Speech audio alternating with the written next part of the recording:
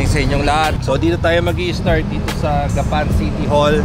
So ano to, no, after ng San Miguel. Mga last na binaykan natin around here yung San Rafael, San Miguel, San Ildefonso. So ito na yung mga nasa taas nun, yung Gapan. 20 to 30 kilometers to itong ruta natin. More on ano, light gravels road combined. May madadaanan tayo parang vegan. So yun, let's go. Gapan.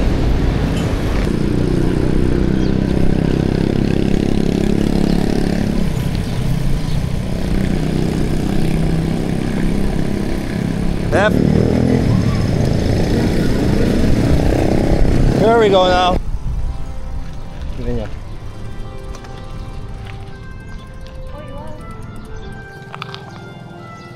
Yung mga bahay dito. Ito parang sa ano eh, no, sa Jones Bridge. No?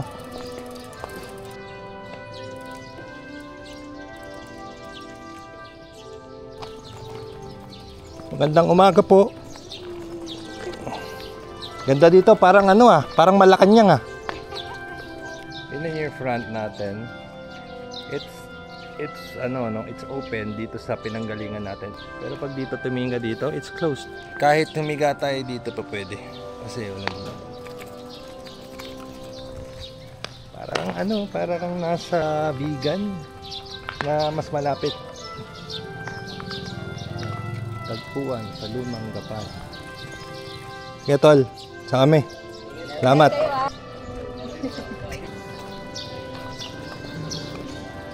To the right, to the left. And then sa likod natin, ayun. Well, let's continue our journey here. Dito sa Gapan City. Gaya Baisia. Parang nasa Intramuros, no? Intramuros, Vegan, and Malacanang combined.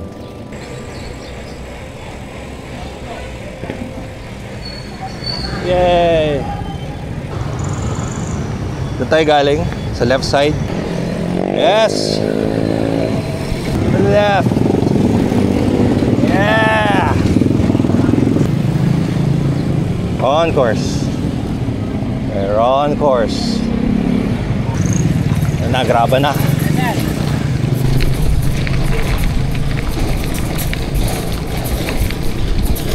So yung route pala natin ngayon, more on light trails, konting gravel siguro, and road. So more or less this is like 30 kilometers, more or less.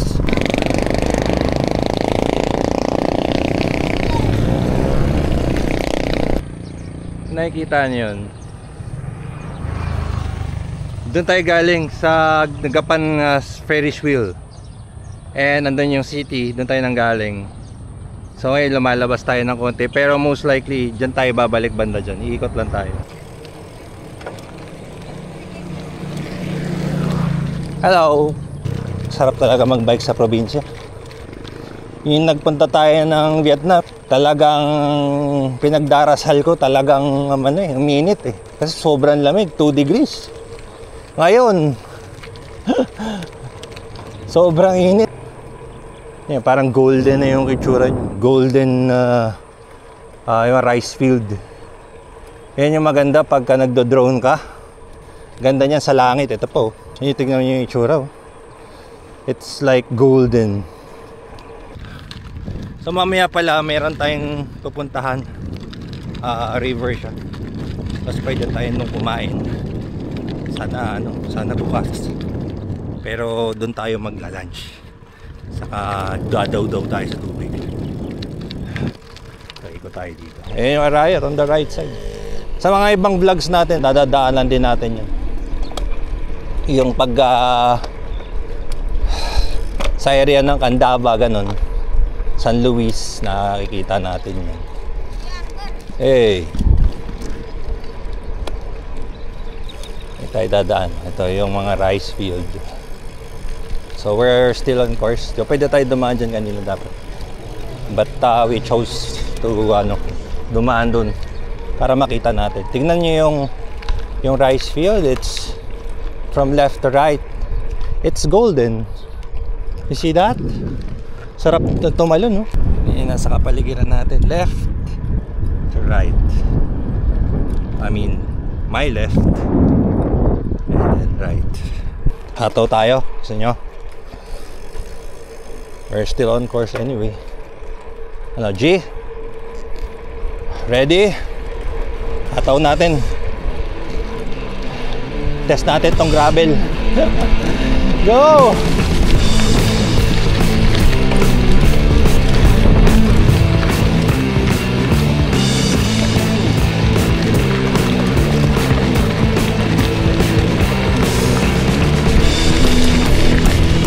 Grabe!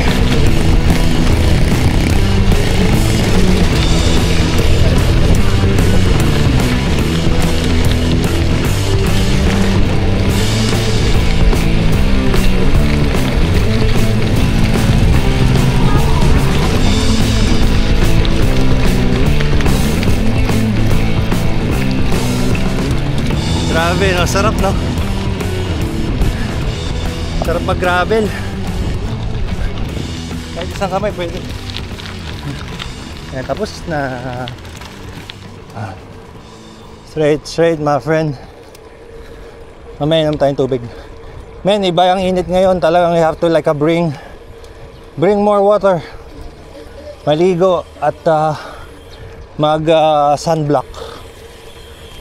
Sunblock na mataas ng SPF.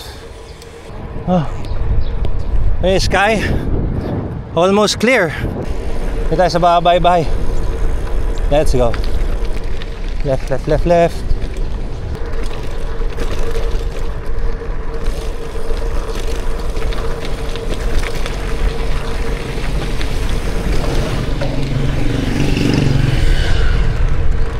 Ito lang yung masisilungan ko dito.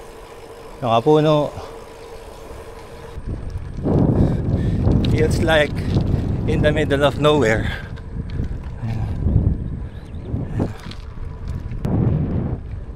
Direct yung araw. Walang masyadong clouds. And then tingnan nyo yung front, parang walang katapusan.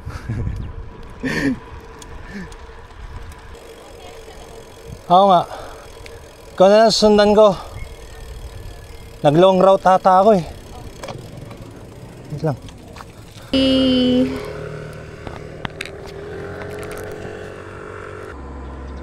Ito, dito tayo, diba? So we need to turn right here.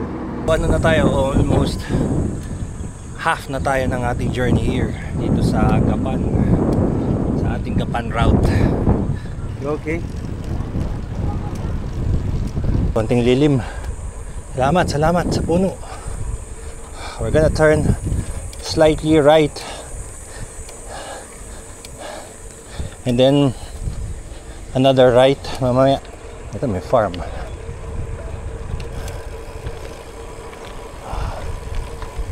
Grabe. Ang gagawin dito, solar?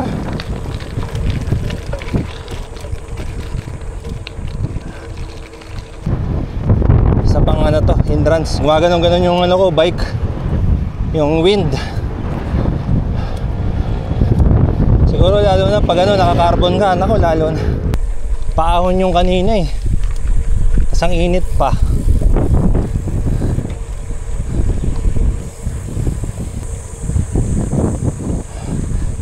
kilometers pa para marating natin yung munisipyo. Lakas ng hangin ngayon, no, Pril?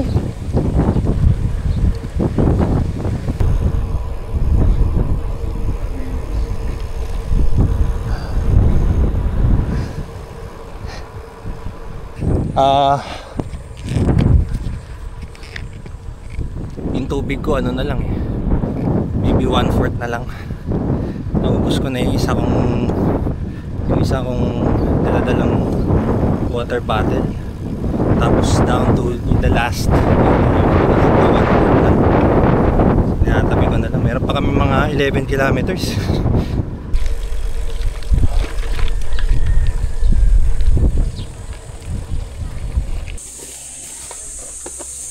Yun naman.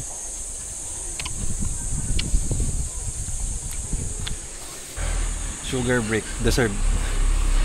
siguro mga 1,500 calories na burn natin today. Masarap to eh. This is like the gummy worms in the Philippines.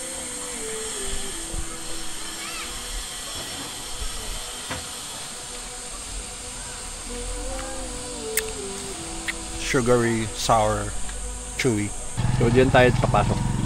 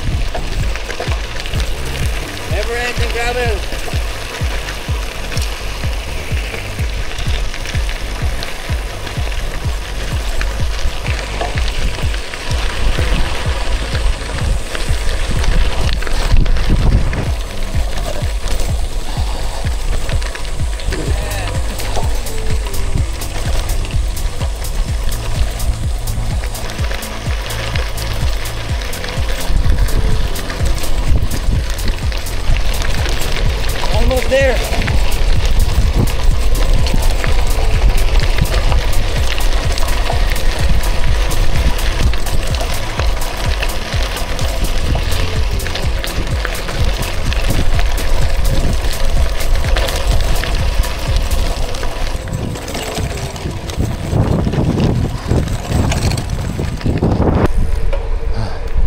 Bayan na.